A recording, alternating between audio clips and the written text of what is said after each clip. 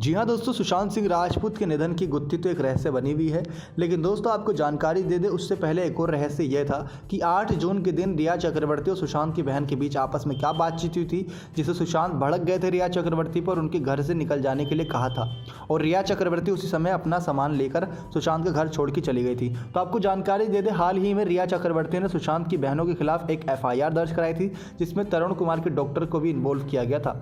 रिया द्वारा फाइल की गई FIR फर्जी प्रिस्क्रिप्शन और अवैध रूप से संचालित करने के अपराध को लेकर थी, यानी कि जो फर्जी दवाई के रूप में प्रिस्क्रिप्शन की व्हाट्सएप चैट आई थी प्रियंका और सुशांत के बीच, उसको लेकर की गई थी। सुशांत से बहन प्रियंका सिंह की 8 जून 2020 को इन दवाइयों के बारे में बात हुई थी।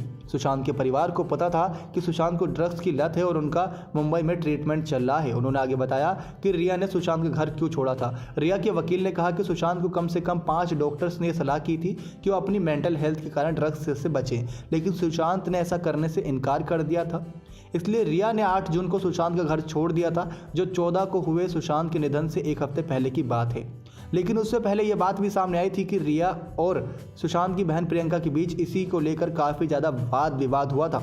और अगर वाद विवाद हुआ था तो ये बड़ा भी था, और इसमें सुशांत सिंह ने अपनी बहन का ही साथ दिया था, इस बात में कोई दो राय नहीं, जिसकी वजह से काफ़ी ज़्यादा भड़क गई थी रिया चक्रवर्ती। क्योंकि सुशांत सिंह के राजपूत की लाइफ में रिया चक्रवर्ती कुछ इस प्रकार से एंट्री की थी। उनको उम्मीद थी कि सुशांत सिंह तो अब उनका ही है, लेकिन जब सुशांत सिंह ने अपनी बहन का साथ दिया होगा तो वो कहीं ना कहीं ज़्यादा भड़क उठी और उन्होंने उसी वक्त सुशांत के घर छोड़ने का फैसला कर लिया।